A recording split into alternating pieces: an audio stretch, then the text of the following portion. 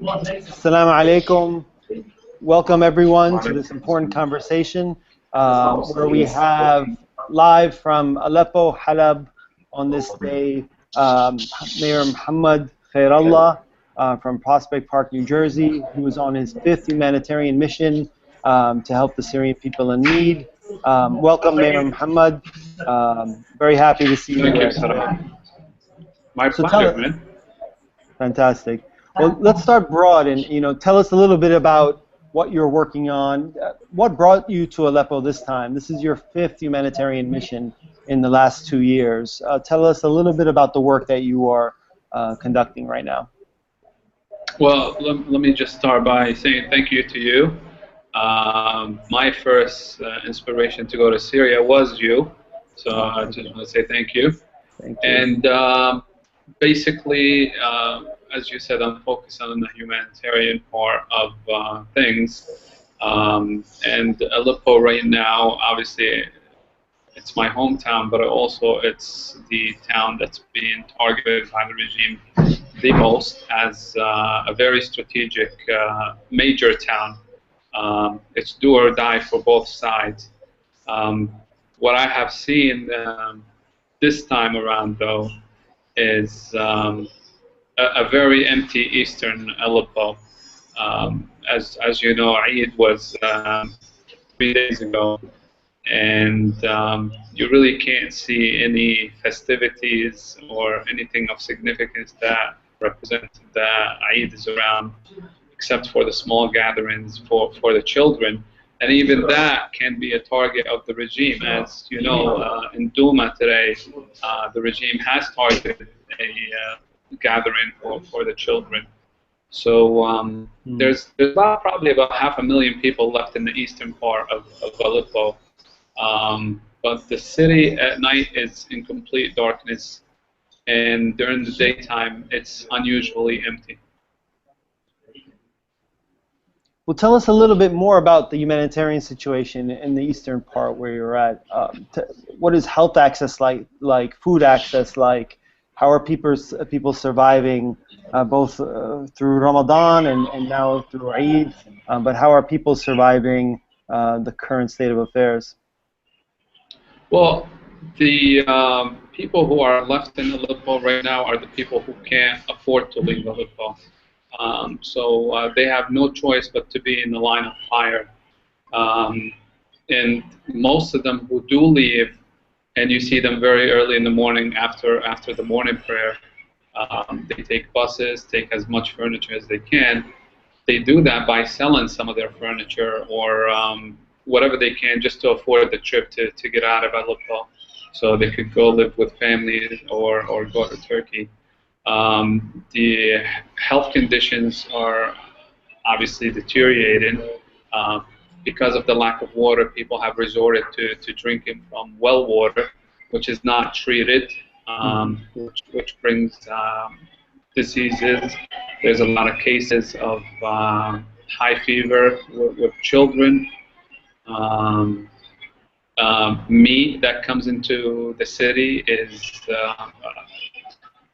of unknown sources, to say the best at this point. People are very worried about what's coming into town. There is some aid that comes into town, but it's not as much as it used to, because there's basically one access to the eastern part, and there's actually it's in the line of fire. So trucks cross at their own risk. We've heard a lot recently, especially in the news here. We've been bombarded with messages through the media that the regime is preparing for this major onslaught. The regime is working hard to surround Aleppo and is on a parallel path. ISIS is doing their work to control many of the areas in the countryside as well, and hence putting a siege, if you will, around the eastern part of Aleppo. Tell us a little bit about the current state of affairs there and how people are maneuvering through that. Well, let me just start by saying that the people on the ground have high spirits. I'm going to give you some facts and some analysis. Number one, Aleppo could never be completely surrounded by the regime. It's just too large of a geographic area. It would never be surrounded the way that old Homs was surrounded completely, or the Yarmouk camp. So this will not be something that the regime will have an easy victory in. Um, so that is a fact. There's actually several offenses from the rebel side that happen on a daily basis at this point against the regime. In terms of ISIS, it has no presence on the ground in the city at this point. And as far as I'm told, and as far as I could see, people are not worried about it in the city of Aleppo because it's busy in the eastern part of Syria. And at this point, they're saying basically each side is holding the lines where no one is trying to encroach on the other side. So for the current short term, there is no threat from ISIS, at least on the city. Very enlightening. And you mentioned that spirits are high. However, times are obviously tough and very difficult. You mentioned that during this time for typical celebration, there are no celebrations in the streets. Everyone is hovering in smaller groups to avoid being targeted by the regime. Tell us a little bit more about how people are feeling in terms of what people are wishing for on the Eid. What are people thinking in terms of immediate next few months in Aleppo? How will it play out? What are people talking about? Well, obviously they have given up on either the Arabic nations or the West in terms of help. They understand now that they are on their own, and they do their offenses on their own. Unfortunately, they feel betrayed by everybody, including the coalition and the Arkan. So basically, they feel they're on their own. In terms of operations, I visited the Ain Jalut school today, which was bombed a few weeks ago, where 22 kids were killed.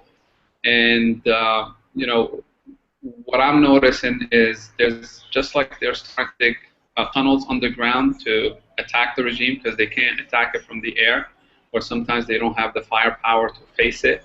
A lot of operations are going underground, even in terms of schools, hospitals, because the regime is relentlessly targeting these with either barrel bombs or rockets. So basically, there's a new way of living in the city at this point. Underground, basically. Correct. And how you mentioned there really is only one humanitarian corridor open at this point in time, and the trickle from the outside in terms of aid has been very limited, if you will, or has shrunk even. How is aid getting through? How are the lines staying open? What are the right ways to continue helping to get aid through? I lost you a little bit, but I think I understand the question. I think obviously international NGOs need to continue to focus on inside Syria rather than stay along the safer borders.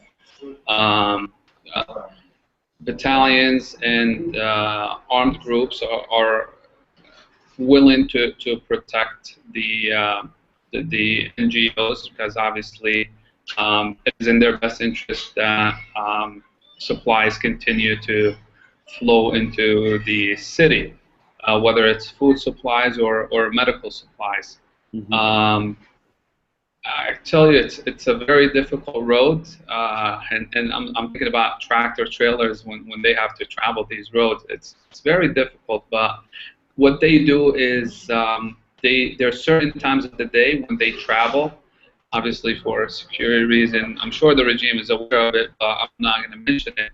But there's certain times where they feel there's less of a risk traveling on the road, so they could bring supplies in. But again, you have now a city that had about 4 million people. Half of it is down to about 500,000 people. So what comes in is rationed between the groups. There, because of the threat of the regime surrounding the city, a lot of groups left. So left the city. So what's left inside the city are major groups, the groups who have their hearts and minds in the best interest of the people, and they coordinate together very well. I've seen less of a friction between groups and more coordination. That's great to hear. That's great to hear, and desperately needed in these desperate times. Has that same collaboration occurred in terms of how people are working together from a humanitarian aid perspective, from NGOs that do come in? Tell us a little bit about how people are collaborating and cooperating from that perspective as well. Well, I deal directly with the Syrian groups inside Aleppo. I haven't dealt directly with any NGO, but from talking to them, it is my understanding that some of the NGOs do bring supplies, or sometimes they bring them to the border, and then the Syrian groups do bring them into the city.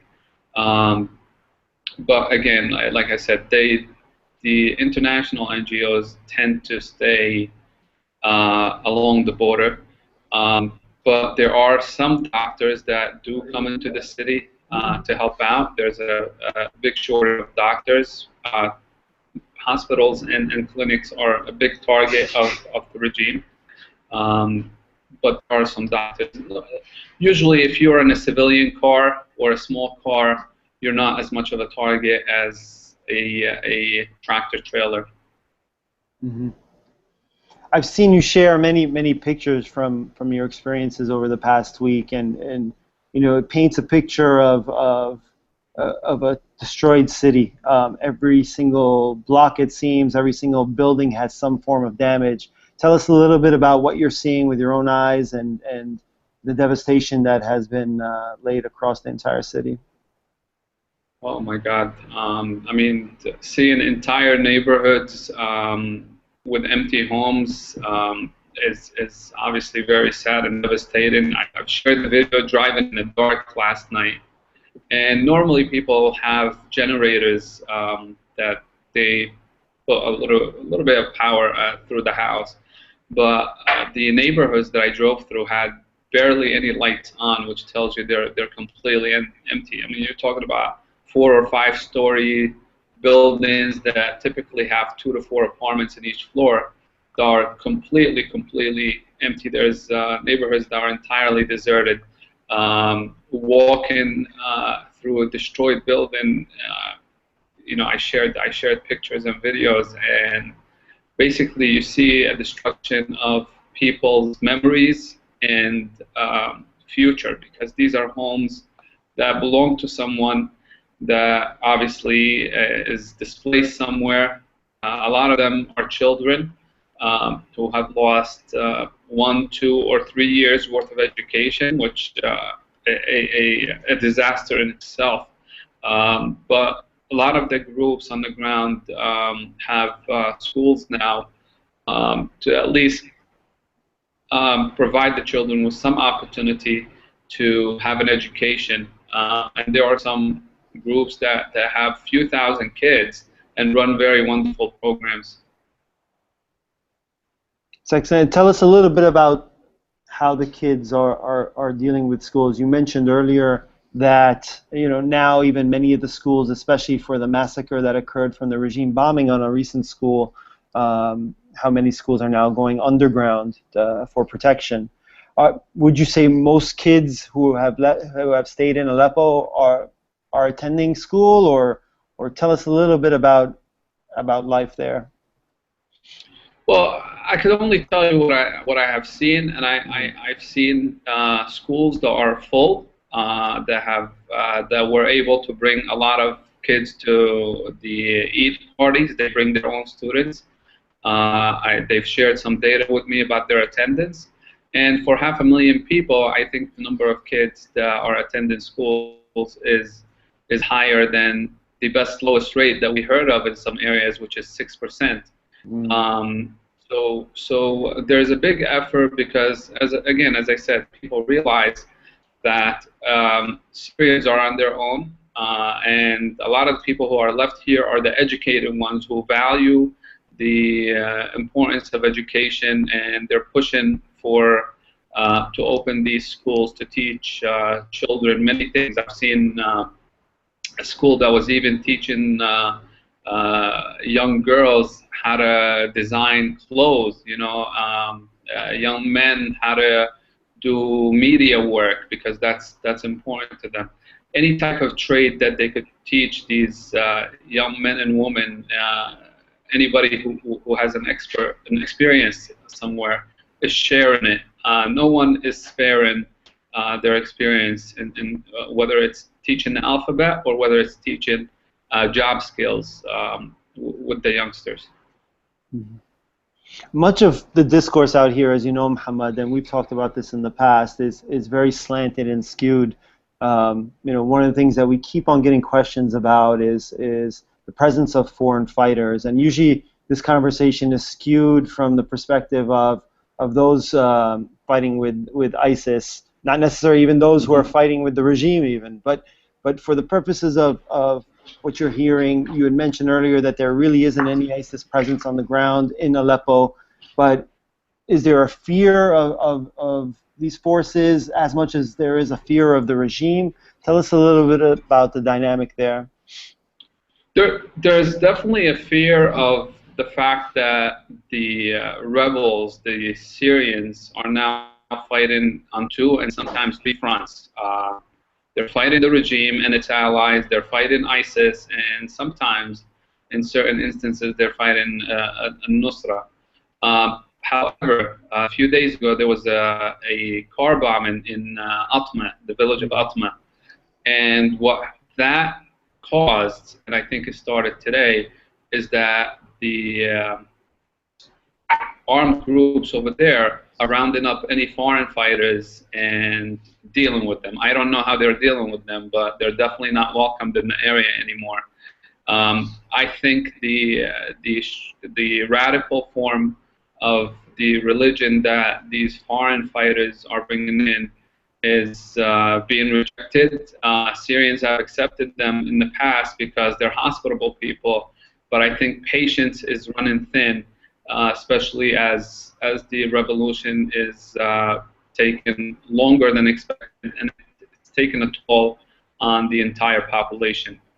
So they're definitely being chased now in the western part of Aleppo, in the Reef, as they call it, and I believe the same thing will happen in the eastern part eventually. And you mentioned the two-front war. There's obviously the core enemy that is Assad and the regime, still hanging on and obviously trying to maneuver in the north. Every day we hear of barrel bombs falling on Aleppo, and tell us a little bit about this culture of fear that has been created across the population, and how people are dealing with it. Well, let me share with you that the people of Syria are very brave, because I myself, and I shared that in the post yesterday, I'm starting to have visions of barrel bombs dropping either in front of me as we're driving or in my block where I'm living, and I just keep imagining the last moment of my life, and I think of my children lose my breath, and then I have to recompose myself. So every single time, when I'm not busy, things like this pop into my head. Especially that we had I had an experience 2 days ago where a barrel bomb dropped nearby, and I actually saw the gate of the stores rattle in a wave shape, and my ear started hurting from the pop. And we ran to the location, and as we got closer there, they told us it landed on a graveyard. There was no injuries. All of a sudden, everybody started rushing the opposite direction. I'm like a deer in the headlight, and screaming, the second one is being dropped. And had another explosion very nearby.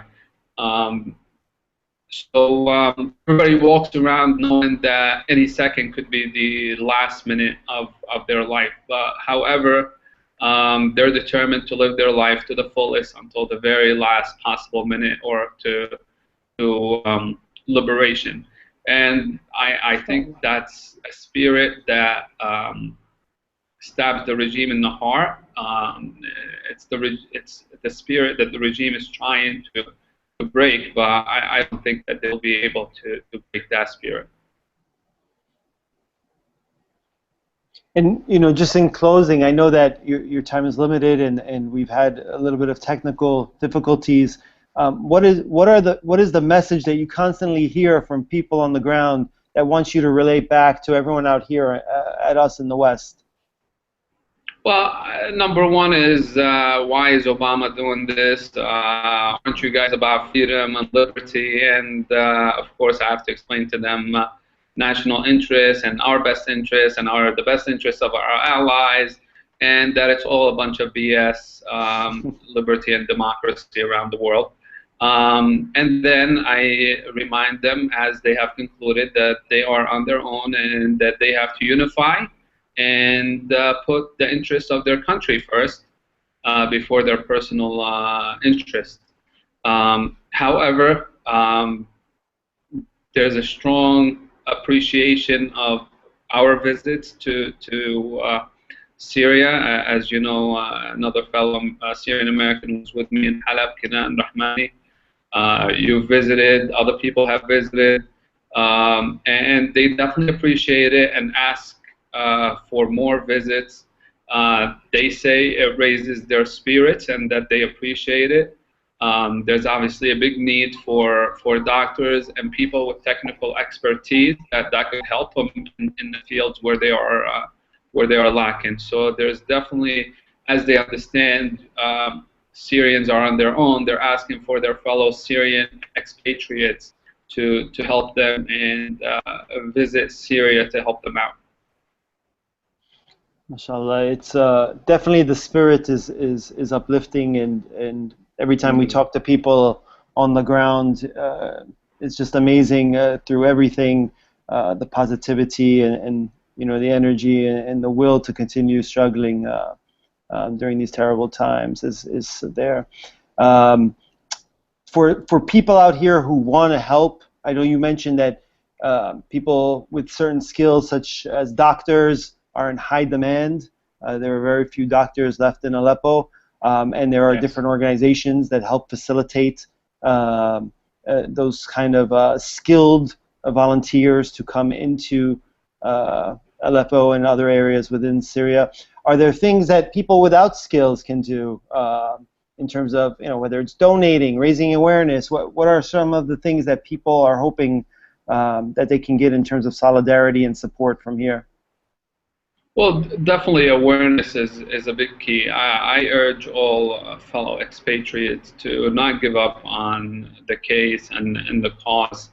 I know we want to get on with our lives, but this is, for me, this was the land where I was born, and this is where most of my family still continue to live. Others will have other bonds with Syria.